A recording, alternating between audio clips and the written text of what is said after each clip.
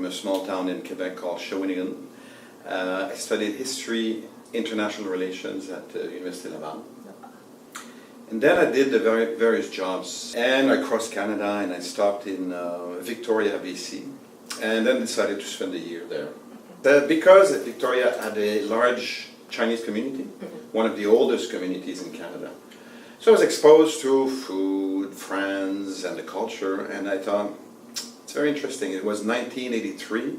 Deng Xiaoping had opened up the economy of China.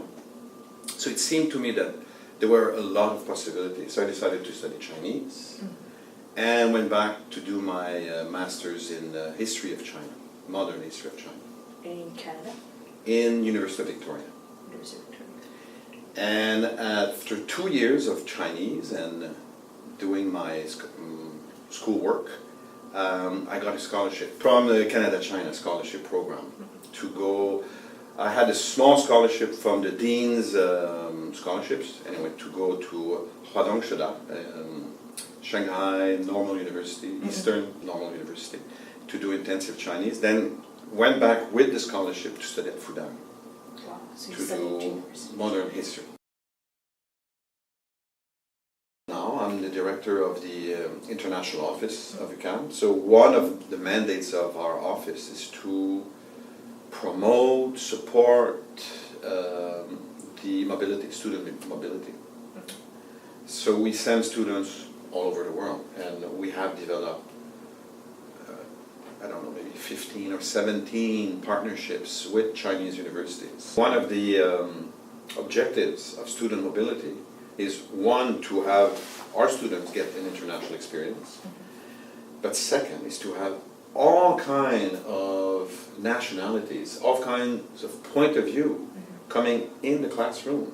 So if we have someone from Iran, someone from Senegal, someone from Brazil, looking at a business issue or a social issue, or it's richer, right?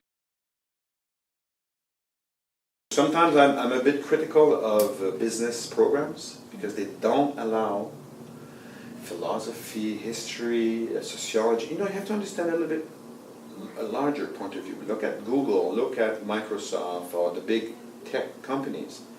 More and more, they hire people from social science, from humanities. Yeah, and from art programs. And from arts, because they have already a large understanding of the world, and they can bring something to a problem. If you study business, and you only study business, and you don't read novels, you don't learn about history, you don't go to cultural events, your life is very dry.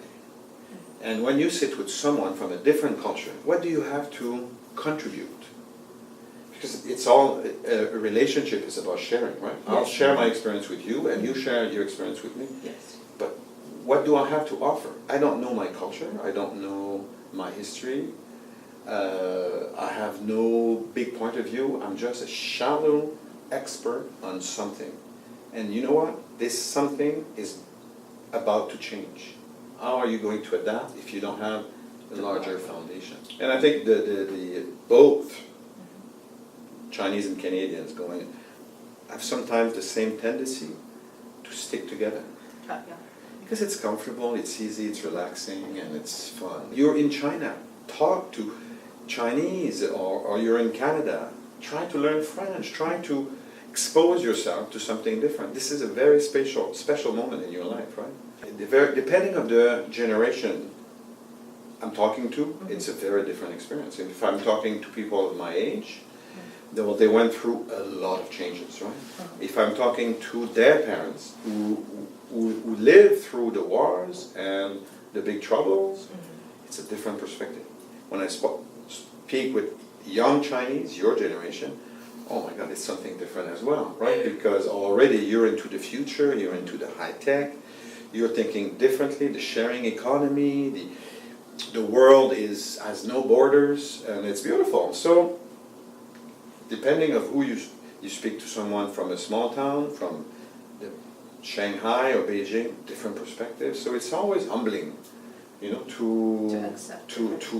to see those point of view and say, oh my God, Never thought about that. So it's exciting. I see it in a historical perspective. When I do this course on how to do business in China, the historical perspective is very important to me. I think that's very important to see where is China now, where it was, and perhaps where it's heading.